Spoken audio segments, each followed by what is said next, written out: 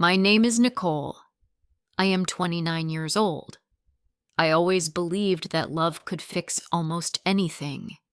I thought if you gave love, trust, and kindness, you would receive the same. I was wrong for a long time, but I am learning. This is my story. When I first met Ryan, life felt simple. I was working at a small clothing shop downtown, folding shirts, greeting customers, and spending evenings watching quiet sunsets from my small apartment balcony.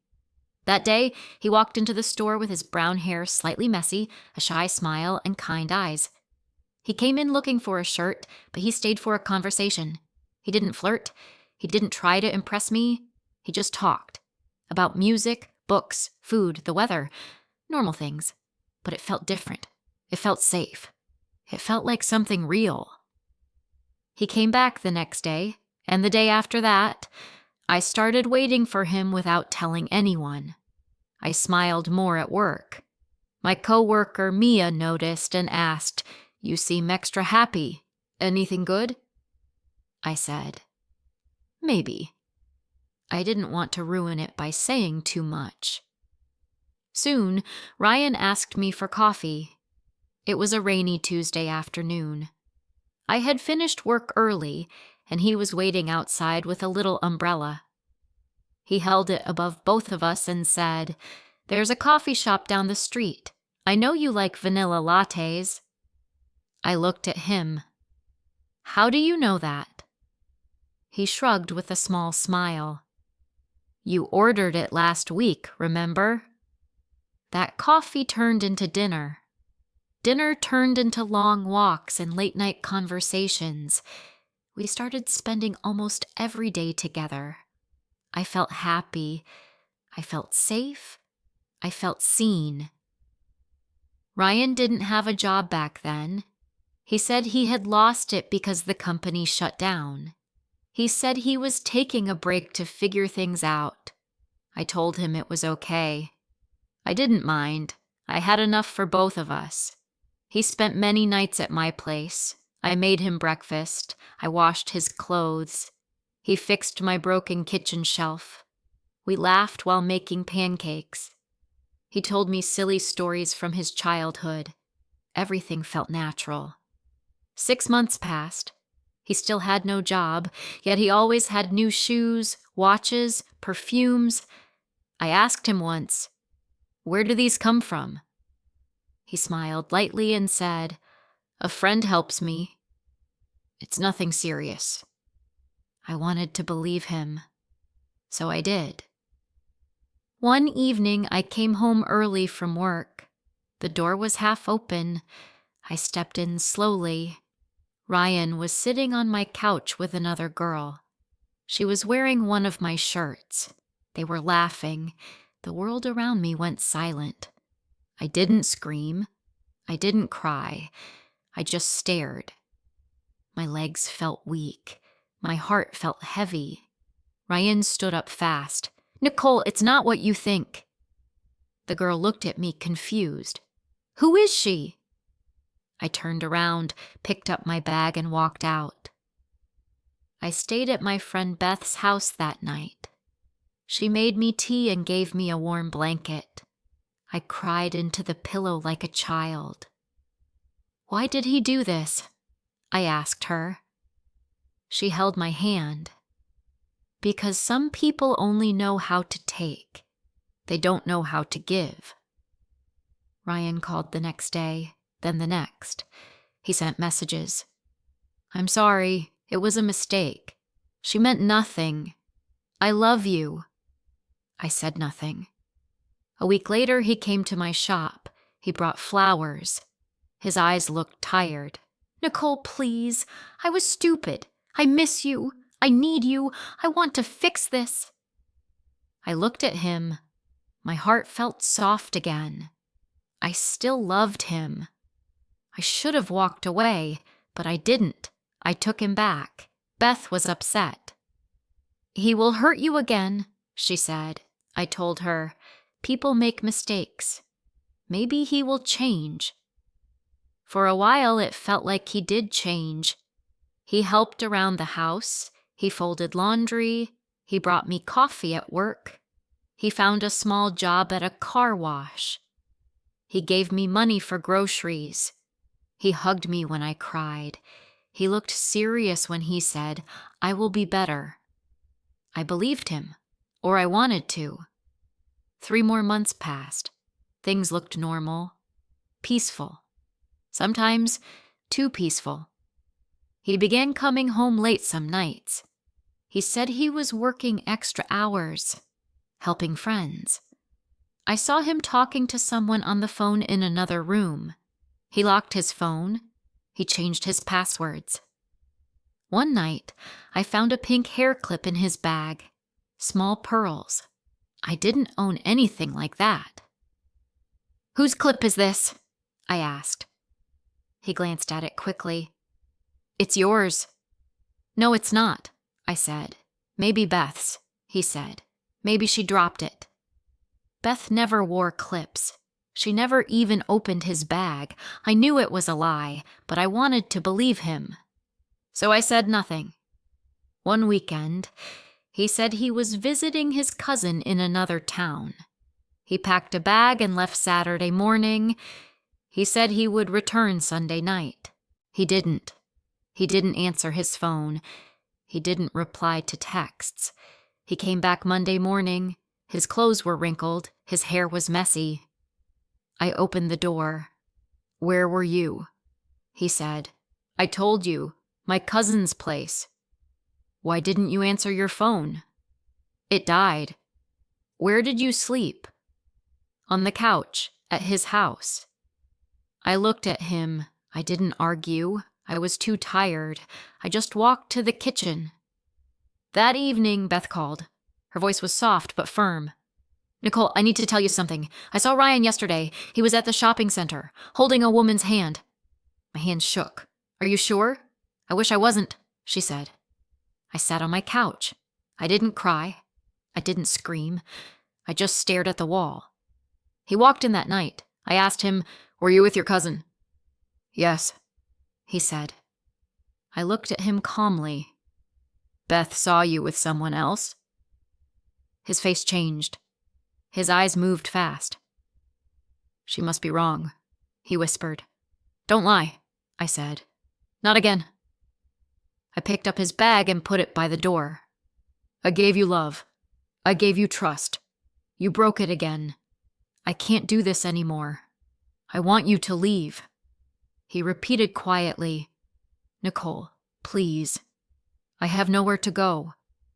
I said, "That is not my problem anymore." He looked down.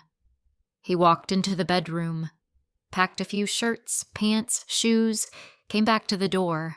His eyes looked empty. "Goodbye, Nicole," he said. I didn't answer. I closed the door behind him, then I sat on the floor. I felt tired, but I also felt something else. I felt free. The next day the house was quiet. No dirty cups, no shoes lying around, no noise, no lies, just silence. I made myself coffee. It tasted bittersweet. Slowly I began healing. I went to work. I came home. I cleaned. I cried sometimes. I didn't cry every night. Beth visited often. She brought flowers, sometimes food. Mostly, she brought silence. And silence helped more than words. Weeks passed. The pain didn't disappear, but it changed. It felt softer. I started cooking again. I played my old guitar. The sound was rough at first, but it made me smile. Sometimes I laughed for no reason. That surprised me. One rainy evening, I was walking home and saw Ryan near the train station. He was holding hands with another woman. Not the same one as before, a different one. He didn't see me. My heart raced. I felt sick. I wanted to hide, but I didn't. I just turned around and walked away. That night I called Beth. I cried. She sat beside me in silence. Then she said, "He didn't move on. He just started over with a new lie." Her words helped. Healing did not feel like a sudden sunrise. It felt like slow light. It felt like teaching yourself how to breathe again. More weeks passed. I took long walks. I read books. I learned to sit with my thoughts without trying to escape them. Some mornings, I woke up and felt okay. Some mornings, I didn't. But I kept going. One day, I looked in the mirror and noticed something. My eyes still looked tired, but they also looked stronger. Not cold, not bitter, just stronger. Months later, a customer named Sean walked into the shop. He was looking for a gift for his sister. He had kind eyes, a soft voice. He seemed peaceful. Not perfect, not fancy, just peaceful. We talked. He came back again and again. One morning, he brought me coffee and said, "This is just a thank you for being kind." We didn't rush anything. We met for coffee, simple lunches, small walks, small talks. He never tried to impress me. He didn't make big promises. He just showed up. That meant more. One afternoon, he said something that stayed in my heart. "People who break your heart are not always bad," he said. "They're just not the right ones." I nodded. I didn't fall in love quickly this time. It wasn't fire. It was warmth, like tea, like late afternoon light. One cold evening we were walking and he gave me his scarf. I said, "I used to think love was supposed to feel huge, like fireworks." "And now?" he asked. "Now I think love should feel calm, like a warm scarf, like being safe." He looked at me and smiled softly. "Then maybe we're on the right path." We kept walking, step by step, like everything in life. I don't believe love can fix everything anymore, but I believe love should feel safe. I believe love should be kind, and I believe healing is real. I know that now. I am Nicole. I am still soft, still kind, but I am no longer blind, and I am finally at peace. Sean and I never rushed anything. That was the best part. It wasn't love at first sight. It wasn't butterflies or fireworks. It was slow, gentle, and steady, like watching winter turn into spring. You don't notice the change every day, but one morning, you see flowers where there used to be only dry ground. We met for lunch once a week, then twice, sometimes 3. He would ask me, "How was your day?" and wait for a real answer, not just fine. He remembered the little things I said, like how I loved lemon tea, or how rainy evenings made me feel calm instead of sad. He listened. That felt new. I didn't tell him everything about my past, not yet. But he didn't push. He didn't ask, "What happened to you?" He simply said, "You don't have to explain. Just be here now." One evening we walked by the river. The water was calm. The sky was pale blue. Sean stopped and looked at it. "I like this time of day," he said. "Why?" I asked. "Because light and darkness are both there. Both exist, but they don't fight. They just share the sky." I didn't answer, but something about that stayed with me. The next few months were quiet, peaceful. I started feeling more like myself. I went to the park after work. I read books in cafes. I cooked for just myself and felt proud of it. I started writing small notes to myself and sticking them on the mirror. "You are learning. You are growing. You are enough, even when no one is watching." Sometimes I felt lonely, but I didn't feel alone. There is a difference. One morning, while getting ready for work, I looked at my closet. there was still one of Ryan's old shirts inside. I didn't cry. I didn't feel angry. I just took it out, folded it, put it in a small donation bag, and said quietly, "This part is done." And that felt right. Sean and I kept meeting, still easy, still slow, still kind. He never asked for more than I was ready to give. He never said, "Do you love me?" He simply said, "I like this.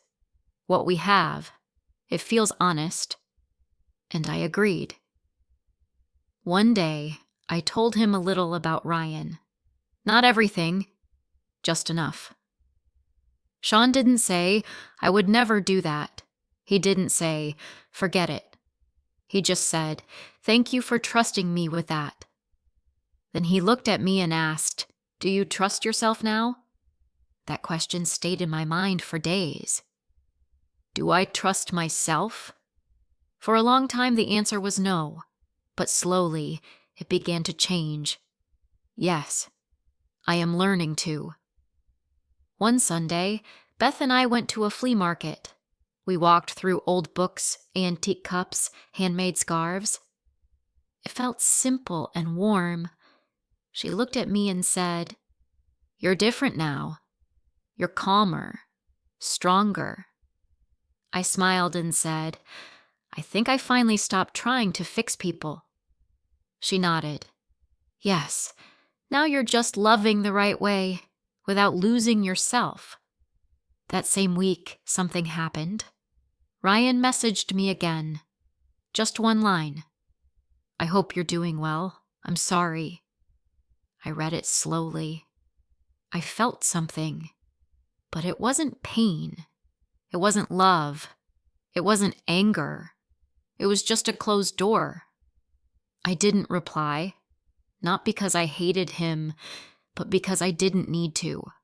That's when I knew. I had healed. Not perfectly, not completely, but enough to move forward without looking back. One Saturday morning, I walked to the park alone, sat on a bench, and watched the sky. The sun was rising slowly, not suddenly, not dramatically, just gently, quietly, steadily. I smiled. Love is not supposed to hurt. Love is not supposed to feel like fear. Love should not make you lose yourself. Love should feel like warmth, like safety, like being seen, and the most important kind of love, the one you give yourself. That is where everything begins. I am Nicole. I am 29. I believed love could fix anything. Now I know something better. Love doesn't fix you. It helps you grow. And sometimes it helps you let go. The day I finally felt light, I didn't even notice it at first. I woke up. I made coffee. I opened the windows. The morning air felt fresh and soft. I stood there holding my mug and suddenly realized my chest didn't feel heavy. For so long, I had carried invisible weight. Worry, fear, doubt. Now there was space. Space for peace. Space for hope. Space for something new. Healing wasn't loud. It wasn't dramatic. It was small, quiet, subtle. Like the moment after rain, when you notice the sky looks a little clearer, even if the clouds are still there. That day at work, Sean walked into the shop with a little paper bag. "Morning," he said, smiling. "I was passing by the bakery and thought of you." He handed me a pastry. Cinnamon, my favorite. "How did you know?" I asked. He shrugged. "I pay attention. That's all." Those words stayed in my mind. I pay attention, not, "I promise you the world," not, "I'll never hurt you," not, "I'm not like the others," just, "I pay attention." For the first time in a long time, I felt something warm, not the old rush of excitement and fire, not the dizzy feeling of being swept away. This felt different, calm, safe, warm, not butterflies, more like a soft, steady heartbeat. We continued meeting, always simple, always slow. One evening he asked me, "Do you want to take a walk?" "No rush, no reason, just a walk." We walked through quiet streets, fallen leaves on the ground, streetlights glowing softly. I felt peaceful. At one point, he stopped and looked at me. "You seem lighter these days," he said. I thought for a moment. "I think I finally stopped waiting for someone to fix me." He nodded. He didn't say anything, but his silence felt like understanding. We sat on a bench near the park. It was chilly, so he offered me his scarf. I hesitated, not because I didn't want it, but because it reminded me of something. I took it anyway. I spent a long time believing love meant choosing someone, even when it hurt, I said quietly. Now, I think love means choosing yourself too. He nodded. And maybe love should never make you disappear in the process. Something about those words made my eyes sting, not from pain, just from truth. We sat in silence after that, no rushing, no forcing, no pretending, just two people on a bench, learning how to exist softly. Days passed, then weeks. Sometimes healing didn't feel like progress. Some mornings I woke up and missed the past. Not because I wanted it back, but because it shaped me. Some nights I still felt lonely, but I didn't feel lost. There is a difference. The past didn't scare me anymore. It didn't control me. It was just there. A story I lived. A story I learned from. But not a story I lived in. One afternoon, while dusting a shelf at work, I found a photo. Me and Ryan. We were smiling, but I remember now, my smile was real. His wasn't. I didn't feel sad. I didn't feel angry. I simply placed the photo in the donation box, not because I wanted to erase it, but because I had outgrown it. That evening, Sean and I were at a quiet cafe. Rain tapping against the window, people reading, talking, laughing softly around us. "You're quiet today," he said. "Not sad," I answered. "Just calm. I think I'm finally okay with everything that happened, with how it ended, with how I survived." He nodded. "You didn't just survive. You grew. There's a difference." I looked at him. I used to think love needed to be loud, dramatic, powerful. Now I think the best kind of love feels like this. "Like what?" he asked. "Like peace, like soft mornings, like warm scarves, like being seen. Not for my pain, not for my past, but simply for being me." He looked down, then back up, and smiled slowly. "That kind," he said. "That's the real kind." I didn't rush. I didn't jump into love. I just breathed, and for the first time in my life, love felt like breathing. Spring arrived quietly, not suddenly, not in a burst of flowers and warm winds, but softly, one petal at a time, one green leaf at a time.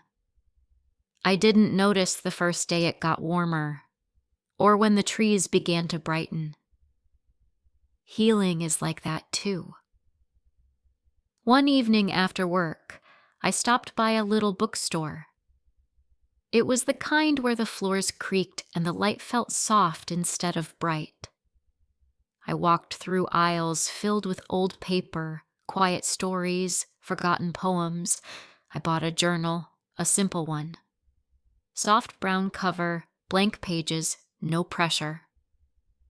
That night, I sat at my kitchen table with a cup of tea and opened the first page. I didn't write about Ryan. I didn't write about pain. I wrote about small things, The color of the sky that morning, the sound of the rain yesterday, how it felt when Beth made me laugh, the way Sean listened when I spoke. They weren't big moments, but they felt true. I began writing every night. Just little things, good moments, sad moments, honest moments. Things that didn't need to be perfect to be meaningful. One of the first sentences I wrote was, I thought healing meant feeling nothing, but maybe healing means learning how to feel everything without being afraid of it. That sentence felt right. Days passed, peacefully. I wasn't just surviving anymore, I was living. I woke up with clearer eyes. I made coffee and smiled for no reason. I felt grateful for ordinary mornings. One Saturday, Sean asked, "Do you want to go somewhere?" "Where?" I asked. "Not somewhere special," he said. "Just somewhere quiet." We drove to a lake outside town. The grass was tall. The wind was calm. We sat on a small wooden pier with our feet hanging above the water. No rush, no noise. After a while, Sean said quietly, "I don't know everything you've been through, but I can tell you one thing." I looked at him. "You don't look like someone who wants a perfect love," he said. "You look like someone who wants an honest one." I didn't say anything, but my eyes felt warm. We didn't hold hands that day. We didn't need to. Sometimes the right connection doesn't start with butterflies. It starts with peace. Weeks passed. One Sunday morning, I woke up before sunrise. The house was quiet. The sky was pale blue and silver. I made tea, sat by the window, and whispered to myself. I didn't lose myself. I just came back to me. From that day, things changed. Not outside, but inside. I started taking care of myself the way I used to take care of others. Fresh flowers on my table, soft music in the evenings, journaling by candlelight, walks in the park, not because I was lonely, but because I wanted to enjoy the day. I didn't need someone to fill the empty spaces. I learned to fill them myself. That's when love became possible again. Not because I needed it, but because I was ready.